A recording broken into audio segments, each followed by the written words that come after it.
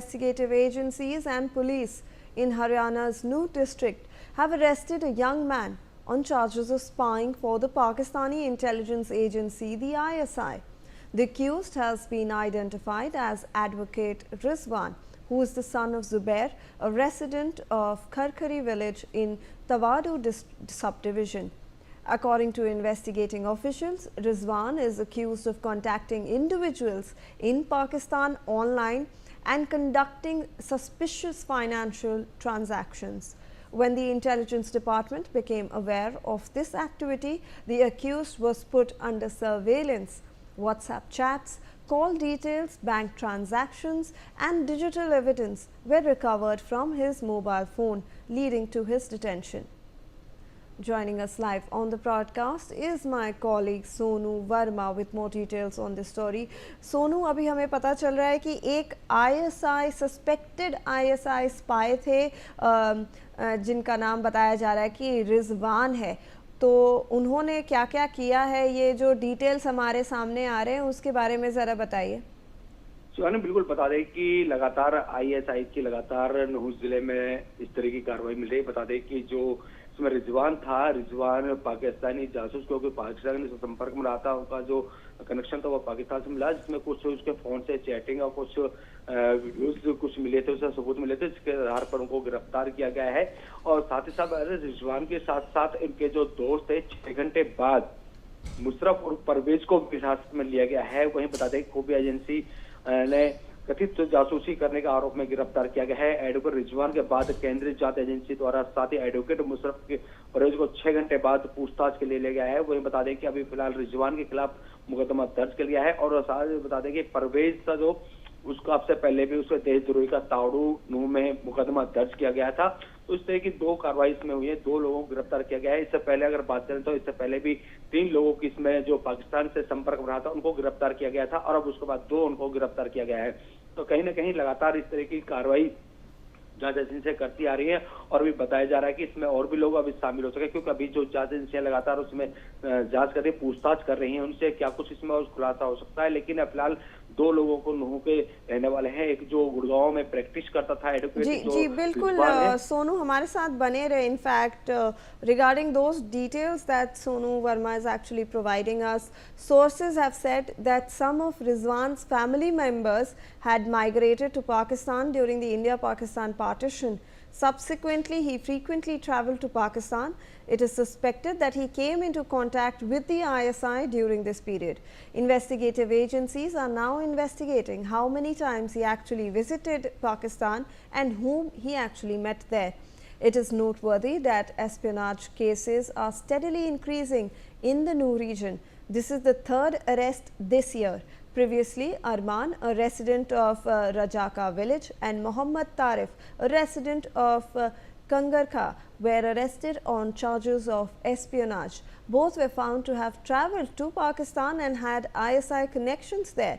Both are currently in jail. In the past 11 days, a total of 9 people have been arrested from Haryana and Punjab on charges of espionage, including 5 from Haryana. The state government has taken a serious view of the increasing number of cases.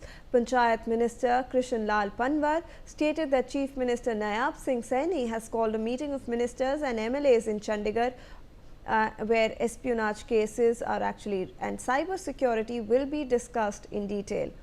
Meanwhile, the accused Rizwan is being interrogated and his mobile data, contact network and foreign transactions are being examined. Police are not ruling out the possibility of further arrests in the case. तो सोनू, जैसे आप हमें बता रहे थे कि इससे पहले भी 2 और लोगों को गिरफ्तार किया गया था सिमिलर लिंक्स के लिए, कि उनके पास ISI के लिंक्स थे। इस बार भी रिजवान का भी सेम मॉडस ऑपरेंडाई था।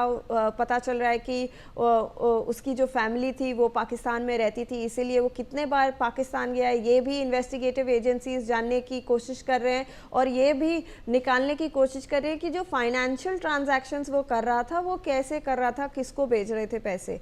जी सोनू, बिल्कुल बता दें कि जो आरोपी जो गिरफ्तार हुआ है रिजवान की बात करें कि बताया जा रहा है कि जांच एजेंसियों और रिजवान के विदेश में हो रही जो कुछ बातचीत को चेकिंग लेन देन से पहले ही तक हुआ था और उसके इनपुट मिलने के बाद ही उसको नजर की जा रही थी। जांच के दौरान इस डिटेल पे उपकरणों से फॉरेंसिक जांच भी की जा रही थी और उसके तथ्यों के सामने ही उनकी गिरफ्तार की गई है। वहीं बता दें इसमें चौथे आरोपी जो कि पाकिस्तान से मतलब चौथे आरोपी की गिरफ्तारी होने की संभावना इसमें बताई जा रही है। फिलहाल बता दें कि अभी जो इसमें हुई है 3 लोगों की इसमें गिरफ्तारी हो चुकी है और अभी और भी जांच की जा रही है, क्योंकि बताया जा रहा है कि जो लेन देन का मामला था वो इसमें आया है। साथ साथ बता दें कि जो संपर्क में रहे थे उनके जो परिवार थे वो उनसे संपर्क में रहे, लेकिन इसका अभी खुलासा नहीं कर पाए कि कितनी बार ये जो रिजवान है कितनी बार पाकिस्तान गया था, कितनी बार नहीं गया था, लेकिन अभी इसका खुलासा नहीं है। लेकिन हाँ इतना जरूर आया कि जो उनकी फोन डिटेल्स थी वो कंगाली जा रही है, क्योंकि जहां पे उनसे संपर्क हुआ था कितना कुछ पैसा हुआ तो वो भी सारी चीज आ रही है। कि बता दें कि 1 महीने के अंदर ताउरू कांगर का, नगीना राजा का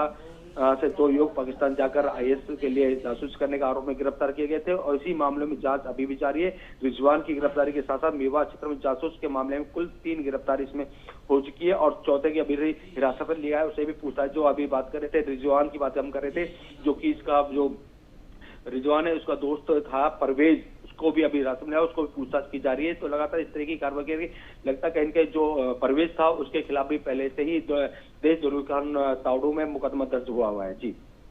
जी सोनू, हमें और भी ये जो इंटायर नेक्सस है इसके बारे में, क्योंकि बहुत सारे लोगों का कनेक्शन बाहर आ रहा है आईएसआई के साथ, उनके साथ जो फाइनेंशियल लिंक्स है ये भी सामने आ रहा है और ऊपर से जो दिल्ली ब्लास्ट केस हुआ था इससे भी लिंक्स जोड़े जा रहे हैं। तो क्या इन्वेस्टिगेटिव एजेंसीज ये भी देखेंगी?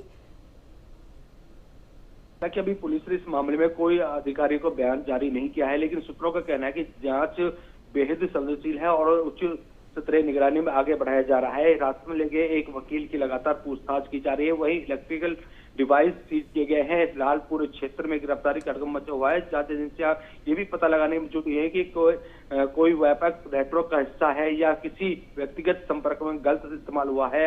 आगामी दिनों में मामले के कई पहलू सामने आ सकते हैं, लेकिन फिलहाल बता दें कि जिस तरह की जो सामने आ रहे हैं कि क्योंकि अगर हम बात करते हैं दिल्ली ब्लास्ट की, अगर बात करते हैं या फिर हम पाकिस्तान की बात करते हैं या फिर हम नूही निसा की बात करते हैं, तो कहीं ना कहीं मेवात में इसका जरूर किसी ने लिंक मिला है। कोई भी घटना होती है तो उसका लिंक जरूर मेवात में मिलता है। तो इसमें भी जांच जारी है। जांच में क्या कुछ निकल कर आता है, क्योंकि अभी इसमें जांच के जो करने वाले अधिकारी कोई भी इसके बारे में बयान बोलने को तैयार नहीं है। लेकिन फिलहाल जो बता रहे हैं कि लगातार हर बारीकी से जांच की जा रही है, हर इलेक्ट्रिक डिवाइस को चेक किया जा रहा है। पूरे क्षेत्र को अभी जहां संपर्क में रहा था, कितने उनके परिवार थे, परिवार के अभी मोबाइल की डिटेल जांच की जा रही है। तो अभी देखना है इसमें क्या कुछ और खुलासा हो सकता है। जी।